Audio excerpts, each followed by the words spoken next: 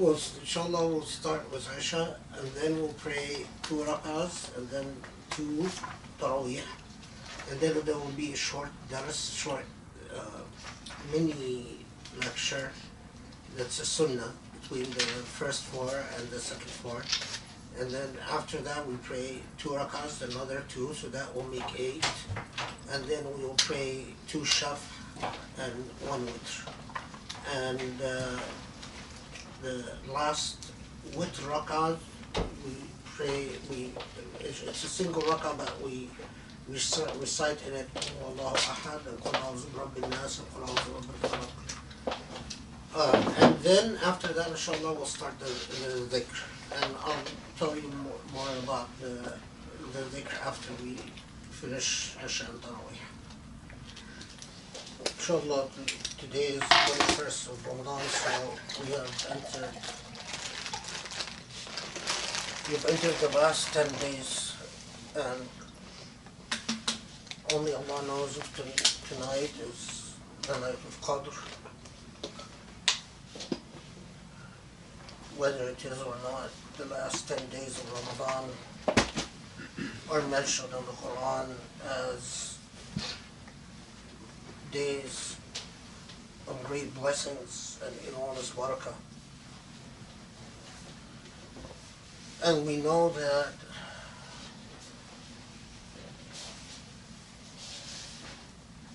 the heavens and the earth are never as close to one another as the last 10 days of Ramadan. It is a time, count your life with the number of Ramadans that Allah gives to you. Each Ramadan that passes is a deduction of 1. And then you have left whatever number Allah has decreed in your lifetime. Whatever it is. But even if you imagine that Allah has written in your life 100 Ramadans, even if it's 100 Ramadans, each Ramadan that passes is an opportunity. And so remember, Dhikrullah, the remembrance of Allah, should always be in the last 10 days of Ramadan a preoccupation, a constant preoccupation. But the fact that you are in Tarawe'eh, and inshallah we'll do the dhikr, it means that, inshallah, that you're already aware of this. I want to make this short nasiha, as the sunnah of the Prophet holds, to dedicate this nasiha to what I see as a very significant and grave event in our lifetime, and that is the threat that exists to the life of 3 very important scholars. I talked about them in Khutbat al-Jum'ah, but in the rest of your Tarawe'eh prayers and in the dhikr, remember them. Ask Allah to give them patience and strength, and to give patience and strength to their family. The 3 scholars that I'm talking about are Salman al-Awda, Awad al-Qarni, and al-Umari. These represented, for whatever it's worth, the moderate side of Salafi Wahhabi Islam. I have been watching a lot of videos by Salman al-Awda and Awad al-Qarni, and not A'id is Salat. Awad al-Qarni, his brother-in-law, and al-Umari,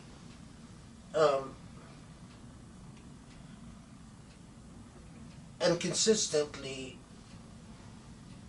they represented, again, whether you agree with them or not, it doesn't matter. What they represented was a side of Islam that did not sell out the essential and existential causes of the Muslim Ummah. They insisted on Saudi standing by the Palestinians. They insisted on the relationship between Muslims and Quds and Masjid al-Aqsa.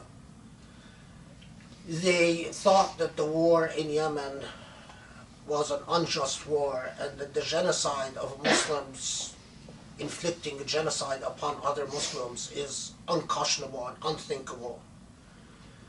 They did not want a war between the Sunnah and Shia and thought that that would be disastrous and a huge calamity.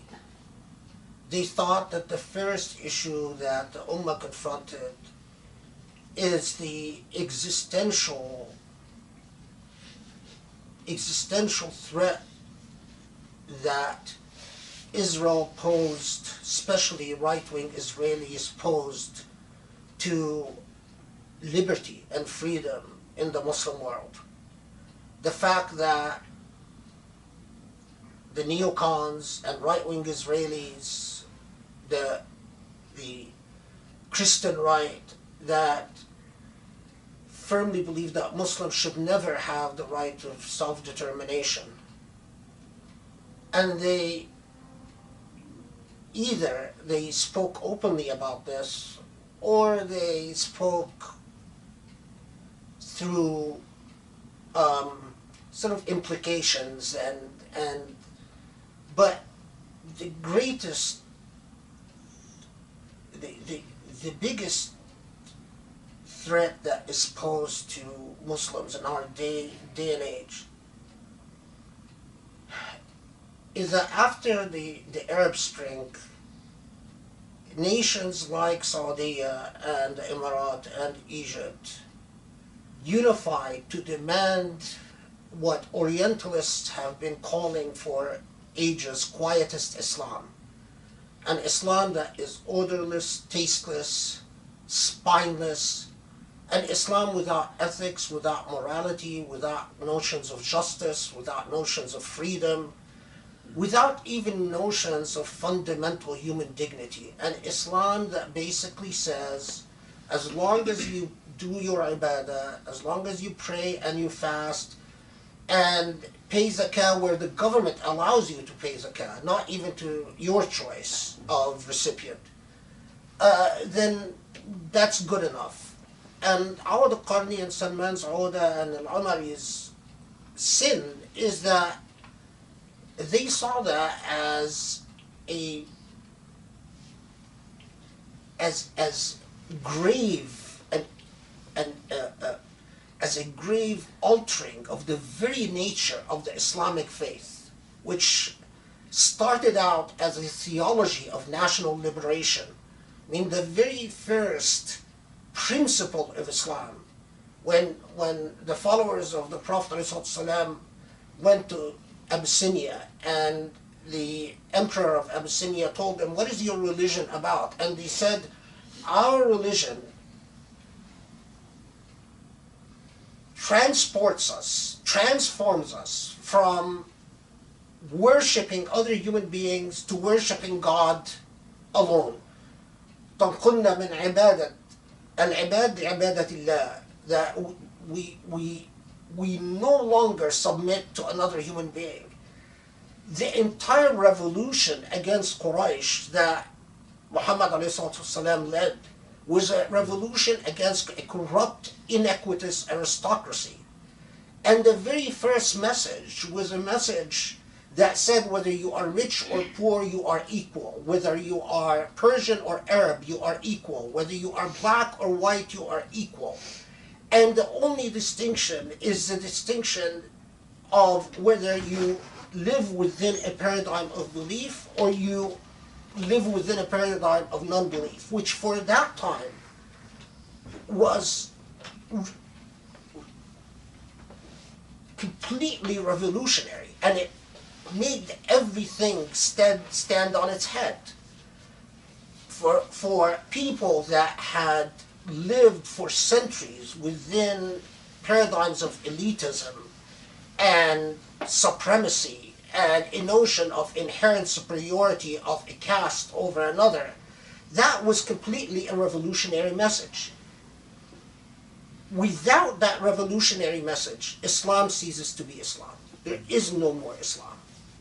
Islam then just becomes like any feel-good, self-serving theology of egoism, a theology that basically caters to the individual ego, so that the individual ego can consume without refrain and can indulge without limits. That's not Islam. And so in your prayer and in your dhikr, there have been so many Muslims, and if I could sit here and speak to you for hours about how many Muslims have been put to death in the past 5 years alone. But Allahu A'lam, but I feel it in my bones. If scholars of that magnitude are put to death, if Salman al-Auda and Awad al-Qarni and al-Amari are executed, we would earn Allah's wrath for I don't know how many decades to come. I feel it in my bones. All blessings will abandon that entire region. And that's not something that I want to see happen. We have already angered God enough. We have already shed enough blood. We have already the amount of, and one last thing. If there is anything that will save the lives of these scholars, sadly, it won't be the demonstrations being held in Saudi or in Egypt or in Jordan, or it will be and only be the reaction of the West, because that's all that Saudi Arabia cares about. If with a single phone call, if Trump calls up MBS and tells them, there's going to be too much backlash, that's the world we live in.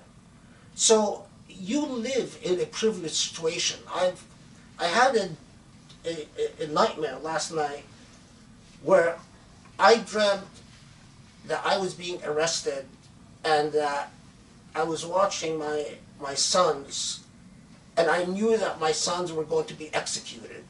And when Grace woke me up, I realized that that but for Allah's blessings, any of us could have been in their shoes. All of us are the sons and daughters of immigrants. For a simple change of fate, a very slight change of fate, and we could have all been easily the ones who are facing the death sentence. So pray for them, and if you are able to do anything, such as contact a congressman, work with a human rights organization, demonstrate in front of the Saudi embassy or Saudi consulate, that's our obligation, that's our duty. Because it is our obligation to save lives, especially when those lives are honest, brave Muslim scholars. Okay. Alhamdulillah. Since this is our first dhikr session, so I'm going to just mention a few things, and inshallah, if Allah wills, and we have other dhikr sessions, it will be helpful. So, dhikr,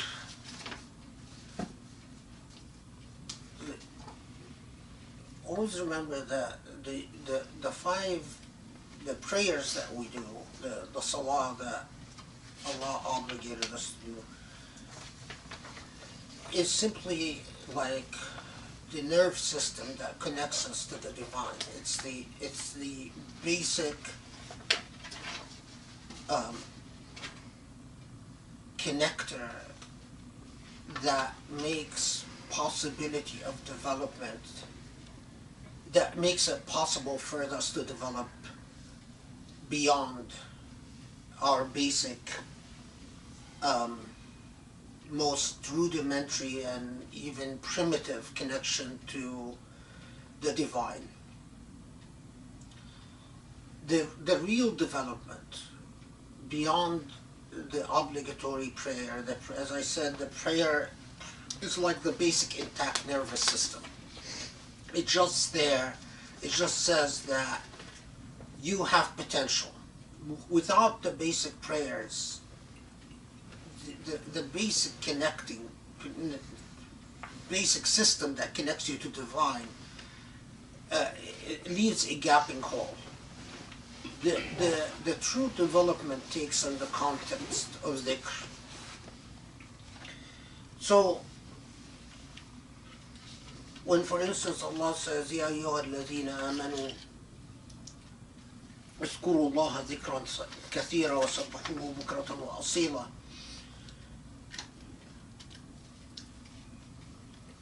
Remember Allah consistently, and sabbihuh, which is tasbih, which when you say subhanallah, bukratan wa asila, in your constant affairs. The Prophet ﷺ, in a famous hadith, says to his companions, shall I tell you something more powerful and more valuable than gold and money, and more important than waging armed jihad and warfare, and more important than life itself? And that's dhikrullah, the dhikr of Allah. Dhikr can come in many different forms, and over the Islamic over Islamic history, there are those who became aqtab. Aqtab basically means people who, through dhikr, developed a knowledge of the divine, of the supernal, that far exceeded what other human beings are able to achieve. So much so that they became a spiritual house in and of themselves. And these various individuals throughout Islamic history developed their own system of dhikr, because dhikr is, although you start out in your life with a basic dhikr that you do collectively, and I'm going to tell you why there is a power in collectivity in a second. But as you developed, and as you go beyond the fundamentals and the essentials and the basics, it becomes very individual. It becomes a tariqah. A tariqah literally means a pathway.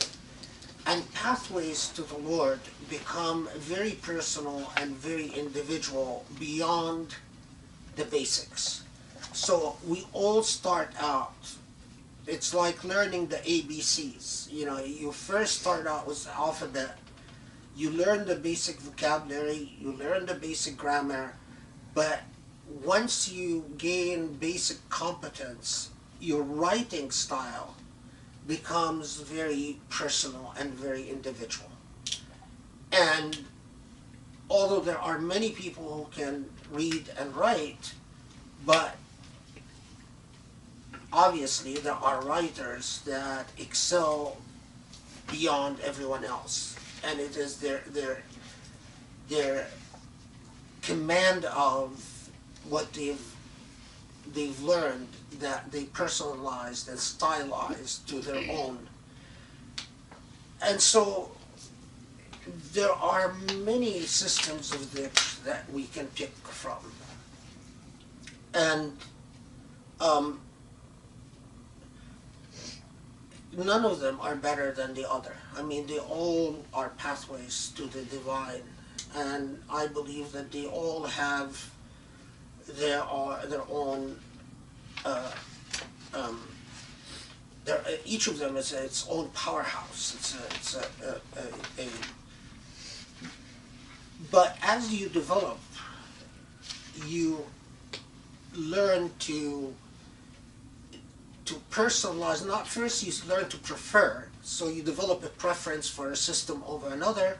But then second, then you learn to actually synchronize between various systems you've developed, and you develop your own uh, personal style, personal path, your own tariqah, if you will. Now, what is it that should happen when we do dhikr?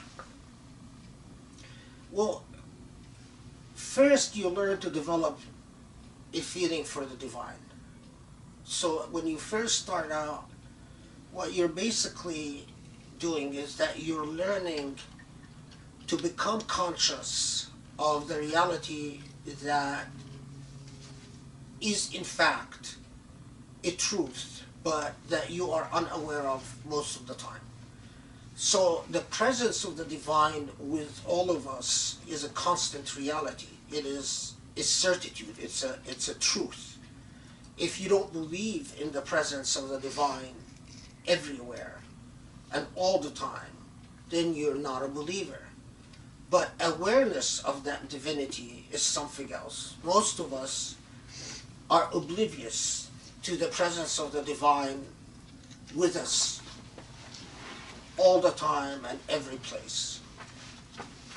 Dhikr is the pathway where you're literally, your eyes open up to realities that you spend a lifetime oblivious to, and most of us are distracted from. It's like, as many people have compared it to sort of removing the fog from before your eyes, so that you can sense the reality within you intuitively, in a more powerful and more truthful fashion. The Prophet ﷺ says that whenever people gather together to do dhikr, they are blessed with angelic presence, and حفتهم الملائكة. That literally means the angels come and hover around them. And you can understand it in a sense that way.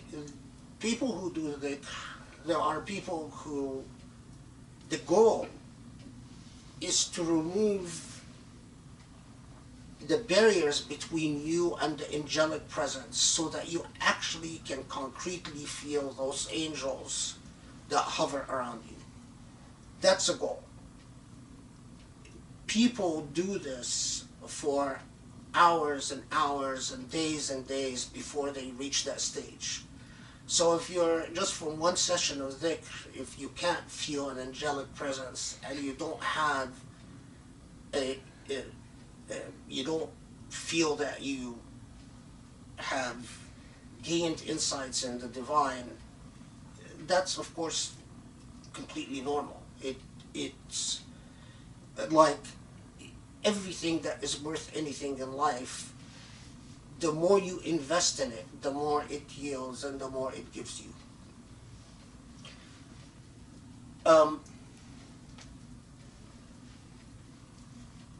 So I start with two important lessons for all dhikr. Great teachers have said that existence is as if summed up in an inhalation and an exhalation. The entire law of creation, the entire law of existence, the entire law of God in nature and within ourselves is an inhalation and an exhalation.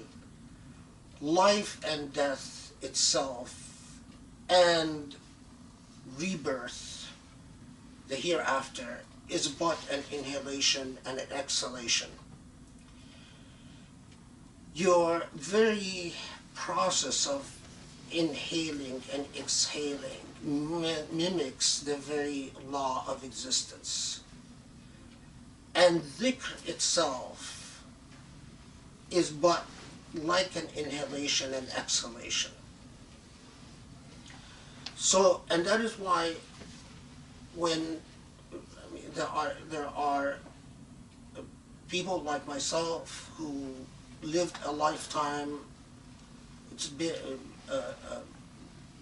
doing it primarily by myself. In other words, I found that I am best able to inhale and exhale when I am alone.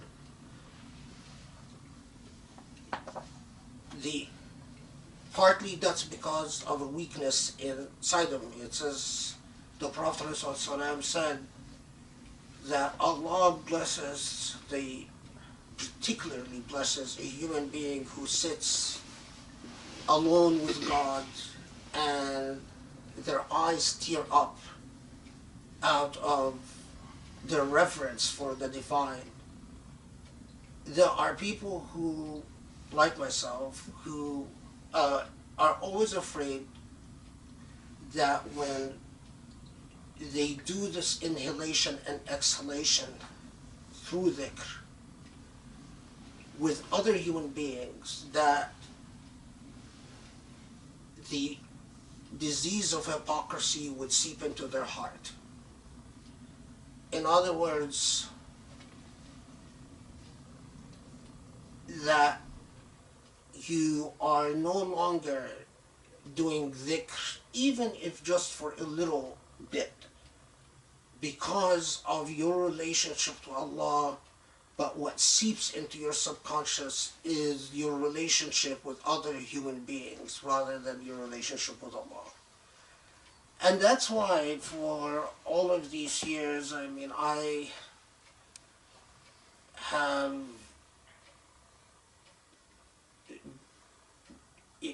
now there are some of us, like the Aqtab, not me, who have gained a self-mastery sufficiently that they can do dhikr with other people and not worry about the disease of hypocrisy, and it doesn't enter into their heart. I'm not like that. I worry about the disease of hypocrisy all the time. But at the same time,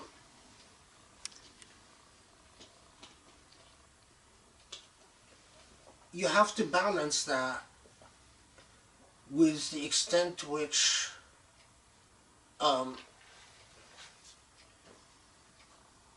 your insights and what you've gained and what Allah blessed you with ultimately goes to the grave with you.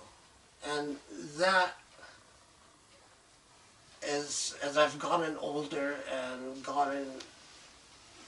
every day that passes, you get closer to the end and you feel your time running up. So then you have to think about, at what point do you say, I invested in myself enough, and priority has to be given to sharing rather than developing. Keep this in mind in your own journeys, because it's always a tough balance. It's always a challenge. When do you focus on developing yourself and purifying yourself, and at the same time, when it becomes a priority to go beyond yourself, because you're not the beginning and the end of creation. You yourself will be held accountable at the end in relation to how you discharge your covenant towards God vis-a-vis other human beings, and not just other human beings, but creation in total. So, Islam is one of those religions where if you killed an ant needlessly, if you killed a plant needlessly, if you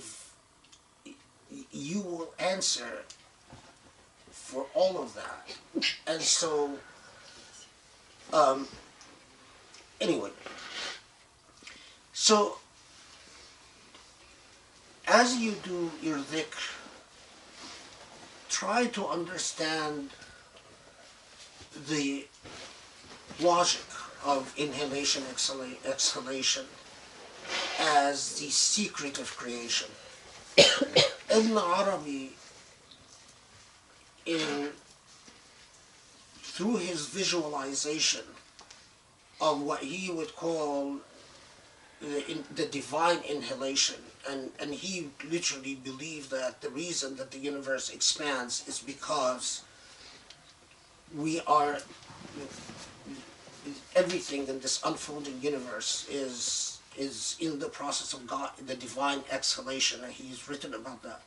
Ibn Arabi, even through reflecting on this, wrote that the secret to time are but mathematical equations, and he believed that mathematics can explain the process of exhalation and inhalation in the universe, which is amazing insights. The other thing I want to tell you is that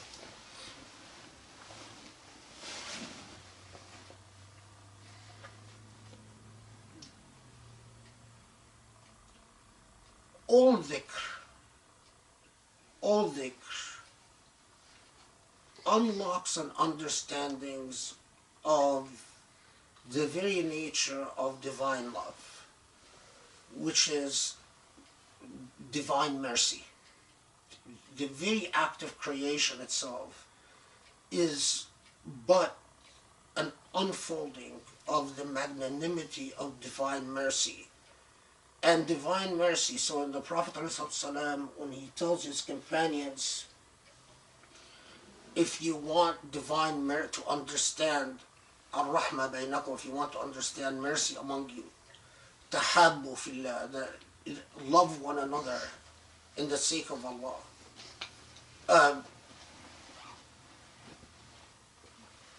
Consistently reflect on that, because dhikr, if it's done without pondering secrets of the universe, becomes like like a high that you can achieve, but it doesn't lead you anywhere.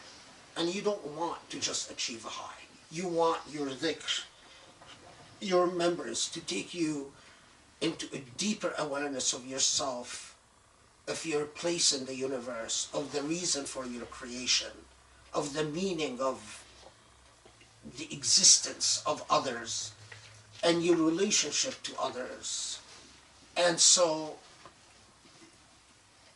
I've summed up something that you talk about for hours and hours, and you start out by tying it to the Fatiha, and tying it to Qul Huwa Allahu Ahad, and tying it to the dot under the ba, and the meaning of the alif, which you just spend hours and hours. So I'm just summing it up for you in a few minutes. Okay. So there will be, I forgot the other thing I'm saying. There are parts that I recite for the blessings of praying for Allah's madad. Allah's madad is literally the existence of a direct line of support between us here this moment and Allah. And then there are parts that I will ask you to repeat with me. So it is not all listening and it's not all repeating. It's a mixture of two. There are, I mean, those, if maybe with time you will learn all the prayers and you can repeat them all with me, but for now we just will, so I will recite certain things and I will sort of sum up what they mean, and then I will ask you to repeat parts with me. Okay? I know that Sharif attended Dhikr before. Any of you attend any Dhikr sessions? Did you? Where was it? In Rhode Island, it was like a Mauritanian tariqa, like very loosely. It was like co-ed. So we always start with we collectively recite the Fatiha together. أعوذ بالله من الشيطان الرجيم. We'll all say to it, Bismillah ar-Rahman ar-Rahim. Bismillah ar-Rahman ar-Rahim. Alhamdulillahi Rabbil Alameen. Ar-Rahman ar-Rahim. Maliki yawmiddin.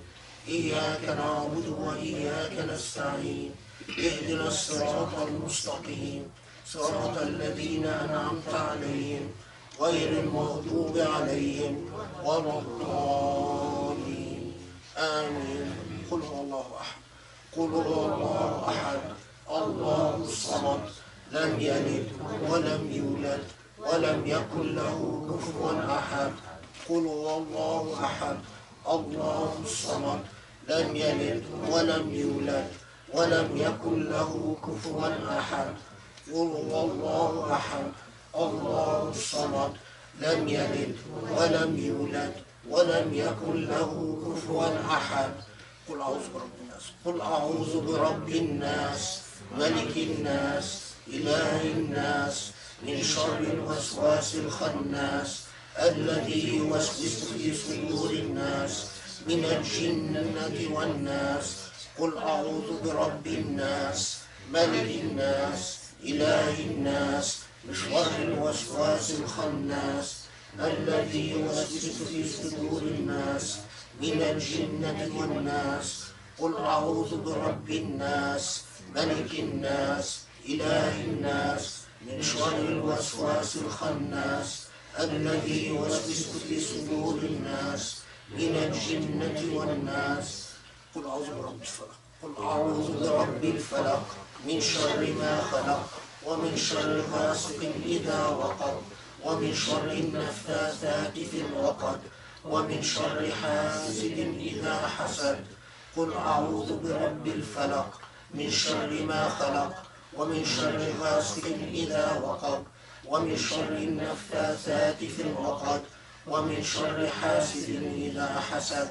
قل أعوذ برب الفلق من شر ما خلق ومن شر غاسق إذا وقب ومن شر النفاثات في العقد ومن شر حاسد إذا حسد.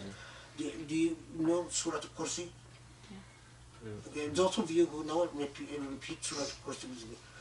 والله الذي لا إله إلا هو الحي القيوم لا تأخذه سنة ولا نوم له ما في السماوات وما في الأرض من ذا الذي يشفع عنده إلا بإذنه يعلم ما بين أيديهم وما خلفهم ولا يحيطون بشيء من علمه إلا بما شاء وسع كرسيه السماوات والأرض ولا يؤوده حفظهما وهو العلي العظيم. Surah Al-Kursi is the last part of Surah Al-Baqarah, and it's unusual because everything that recited is one ayah, so it's long. And if you get a chance to just read the last ayah of Surah Al-Baqarah, in all types of tariqas, they will repeat Surah Al-Kursi 21 times, 11 times, 3 times, depending on which tariqa you follow. I've sometimes done dhikr where I've done nothing but recite Surah Al-Kursi for hours. It is a surah with great power, but